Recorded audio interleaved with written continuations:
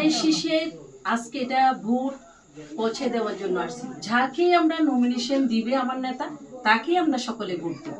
সংবিধান ও রাষ্ট্র ব্যবস্থার গণতান্ত্রিক সংস্কার এবং অর্থনৈতিক মুক্তির লক্ষ্যে রাষ্ট্র মেরামতের ৩১ দফা ঘোষণা করছে বিএনপির ভারপ্রাপ্ত চেয়ারম্যান তারেক রহমান।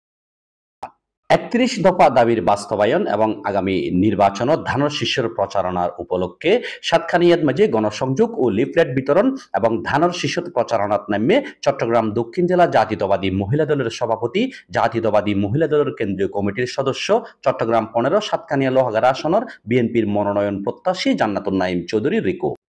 প্রচারণা চলাকালীন উপস্থিত আছেন উত্তর চট্টগ্রাম জাতীয়তাবাদী মহিলা দলের সিনিয়র সহসভাপতি অ্যাডভোকেট ফরিদা আক্তার আর সাতখানিয়া উপজেলা জাতীয়তাবাদী মহিলা দলের সভাপতি ফাতেমা আক্তার মুন্নি। সাতখানিয়া লোহাগাড়ার মানুষ দক্ষিণ জেলার সভাপতি জান্নাতুন নাঈম রিকুকে অত্যন্ত পছন্দ করে এবং আমি আশাবাদী রিকু এখান থেকে নমিনেশন পেলে জয়যুক্ত হবেন। জান্নাতুন নাঈম চৌধুরী রিকু, উনি সাবেক সাতখানিয়া মহিলা দলের সভাপতি, বর্তমান চট্টগ্রাম দক্ষিণ জেলা মহিলা দলের সভাপতি এবং কেন্দ্রীয় সদস্য।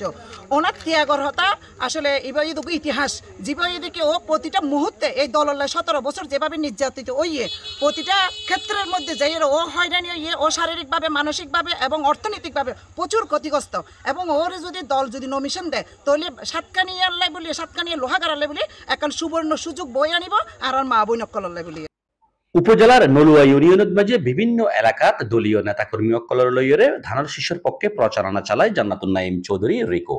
Sarwar Kamal, C plus TV, Satkania.